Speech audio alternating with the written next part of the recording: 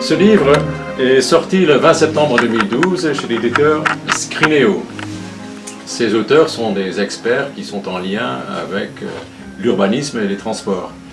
L'un d'eux, c'est Jean-Pierre Orfeuille, ici, qui est un spécialiste plutôt des transports, et il est professeur à Paris-Est.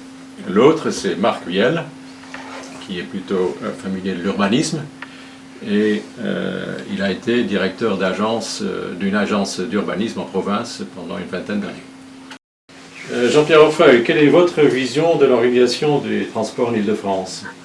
Vous savez, ma vision, c'est un objectif très simple. C'est des transports qui marchent, où on ne soit ni entassé dans les transports en commun, ni coincé dans des embouteillages. Alors, bien sûr, il y a des lignes jaunes à ne pas franchir. On ne fera guère plus de routes pour des raisons environnementales, et on ne fera que lentement plus de transports pour des raisons financières. Alors, il faut concilier cet objectif et ces deux contraintes. Il faut plusieurs choses. D'abord, des transporteurs qui soient incités à être efficaces et à traiter les usagers avec dignité. C'est pourquoi je regrette, en dehors de toute idéologie, que la majorité précédente ait reporté au calendrier grec, c'est-à-dire en 2039, l'introduction de la concurrence dans le système pour se concilier les bonnes grâces de la RATP dans le conflit. C'est un dommage collatéral qui est important de ce conflit. Rien n'interdit de le réparer. Comme vous le savez, EDF et France Télécom ont su s'adapter à la concurrence. Ce serait faire injure à la RATP que de penser qu'elle n'y arriverait pas. Il faut aussi des politiques qui arrêtent de dire aux Franciliens « installez-vous n'importe où, il y aura toujours des transports collectifs efficaces et peu coûteux pour vous amener où vous voulez ». Ça aussi, c'est un conte de fées. Il faut inventer des dispositifs qui incitent les Franciliens à consommer les transports, au fond, avec modération. Il faut, certes, mais comment peut-on y aller? Alors, je comprends bien, c'est il faut. Mais je crois qu'il faut d'abord corriger tout ce qui fait qu'on marche aujourd'hui sur la tête. Et je voudrais simplement vous en donner quelques exemples. Savez-vous que les seuls salariés franciliens qui ne bénéficient d'aucune subvention pour leur déplacement vers le travail sont ceux qui ont choisi la proximité et qui y vont à pied ou en vélo? Normal. Et que, contrairement à ce qu'on croit, ce ne sont pas du tout les plus aisés. Bien au contraire. Savez-vous que ceux qui, à l'inverse, traversent la région matin et soir dans des conditions souvent déplorables, bénéficient, si l'on peut dire, de plus de 5 000 € de subventions d'aide publique, dont ils ne sont d'ailleurs absolument pas conscients? Est-ce que cette aide ne serait pas mieux employée à les aider à choisir un logement plus proche? Dernier exemple, je ne veux pas les multiplier. Savez-vous qu'un employeur qui est domicilié à Clamart, qui n'est pas desservi par la moindre ligne de métro, paye la même taxe de transport que celui qui s'implante à La Défense, où il bénéficie d'une aire de recrutement beaucoup plus large? Si vous êtes employeur, que faites-vous? Vous allez où c'est déjà saturé. C'est absurde. Absurde. Alors, dans ces conditions, réaliser le Grand Paris sans corriger ces aberrations ne peut conduire qu'à aggraver les problèmes. Dans mes propositions, une bonne dizaine vise tout simplement à corriger ça, c'est-à-dire à inciter les Franciliens et les employeurs à une meilleure proximité mutuelle. Oui, mais on pourrait vous objecter que c'est peut-être utopique. Oui et non. Oui et non. Aujourd'hui, vous avez près de 60% des Franciliens qui mettent moins de 30 minutes pour aller travailler. C'est toujours étonnant, cela, hein, mais vous avez une majorité qui met moins de 30 minutes. Ils ont choisi, ou ils ont pu choisir, de vivre pas trop loin de leur travail et de leurs principales activités. Alors l'objectif, ce pourrait être, tout simplement, exprimé en termes très modestes, de faire passer ces 60% à 70, 75% par exemple. On aurait alors des transports plus confortables et plus réguliers. Il n'y a pas suffisamment de logements à proximité. Ils sont donc chers, du fait d'une certaine rareté, et comme seuls les plus aisés peuvent y accéder, ils deviennent encore plus chers, puisque le voisinage est chic, et que vous savez bien que le prix d'un logement dépend du statut social du voisinage. On boucle donc dans un cercle vicieux. De ce cercle vicieux, on n'en sortira pas si on continue à concentrer les emplois sans développer dans leur voisinage des logements accessibles à tous. Si ce n'est pas possible, et il faut bien dire que ce ne sera pas toujours possible, alors il faut dire stop. Stop à la concentration de bureaux à ces endroits et rééquilibrer le territoire. Oui, vous faites donc aussi de l'urbanisme en fait. Marc fait ça beaucoup mieux que moi, mais comme lui, je constate que les réseaux rapides produisent de la concentration de bureaux, de l'étalement résidentiel, de la ségrégation, quand on ne se donne pas les moyens d'en contrôler les effets. C'est ça qui induit une demande de transport croissante, qu'on n'arrive plus à satisfaire, et des politiques correctrices de plus en plus coûteuses dans tous les domaines, transport, logement, action sociale, etc. Oui, vous donnez souvent l'impression de rechercher des solutions dont on ne parle pas ou très peu. Oui, vous avez raison, et je crois que c'est bien là un des rôles des chercheurs. Les élus sont évidemment naturellement prisonniers de la façon de raisonner de leurs électeurs et de celle de leurs services, qui sont cloisonnés entre transport, logement, action économique, action sociale, etc.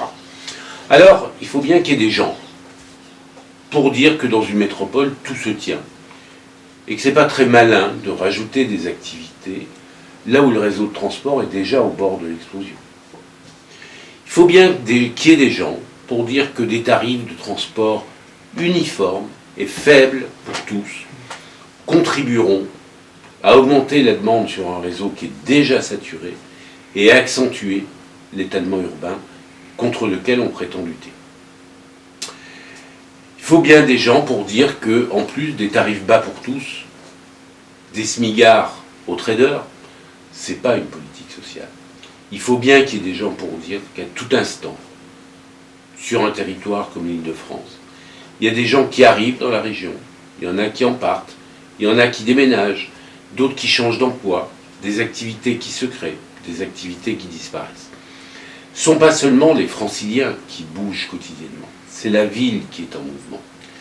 Alors l'enjeu aujourd'hui, avec les crises environnementales et financières que nous vivons, c'est de se donner les moyens d'orienter ces mouvements dans le sens de la modération, j'y reviens, des besoins de transport, qu'ils soient individuels ou collectifs.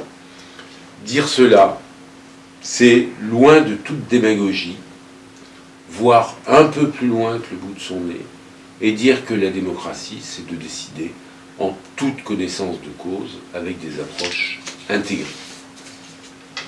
Oui, mais vous voulez tout de même pas sonner le glas des transports collectifs? Ah, pas du tout. Ils sont utiles. Ces 6 milliards, ils gonflent déjà tout seuls. C'est ce que Gilles Carrez appelle la dérive du socle. Alors, les transports collectifs, c'est bien. Mais ce n'est pas une panacée. Ce n'est pas une panacée.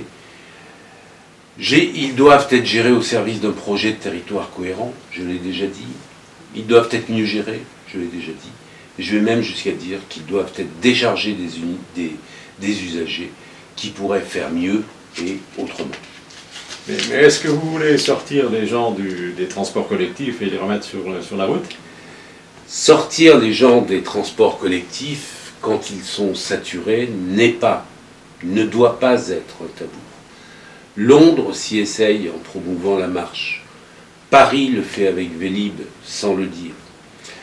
Mais ces solutions, malheureusement, elles marchent pas mal dans les centres, mais il faut en inventer à l'échelle de la métropole. Et pour les inventer sous une contrainte, c'est qu'il ne leur faut pas un réseau nouveau. C'est donc la voirie qui devra être le support de cette nouvelle mobilité. Alors on pourra développer l'usage de véhicules vraiment individuels. Un véhicule vraiment individuel, il a 1 ou 2 places, pas 5 places. Qui soit léger, peu encombrant, électrique puisqu'ils sont légers, et qui satisferont le gros des besoins dans un rayon de 5 à 10 km. Ça va du vélo électrique, ou du vélo à pédale d'ailleurs, jusqu'au quadricycle à moteur. Pour des distances plus longues, aujourd'hui, des solutions d'autocars sur autoroute sont proposées, Et le covoiturage a une très bonne image et beaucoup de succès. Nous devons construire sans tarder les transports qui utiliseront les innovations et les concepts du XXIe siècle. C'est le small is beautiful. C'est le light, léger, votre téléphone portable, vous avez tout. C'est le collaboratif. Et vous connaissez l'essor des réseaux sociaux. D'accord, vous ne remettez pas en cause l'idée du Grand Paris. Vous proposez d'ailleurs d'en approfondir l'ambition. Mais pouvez-vous préciser quelle est pour vous cette ambition?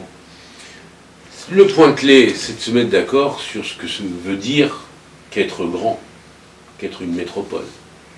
Pour les villes et les métropoles, c'est un peu pareil. Une grande métropole, ça ne saute pas sur la première solution, toute faite, que lui présente une sorte de fée. Elle est d'abord attentive aux besoins des gens. Une métropole adulte, elle sait reconnaître les indépendances de toutes sortes qui font qu'une solution dans un domaine peut devenir un problème dans un autre domaine. Elle sait que la vitesse est spontanément au service de l'entre-soi résidentiel et de la concentration des bureaux.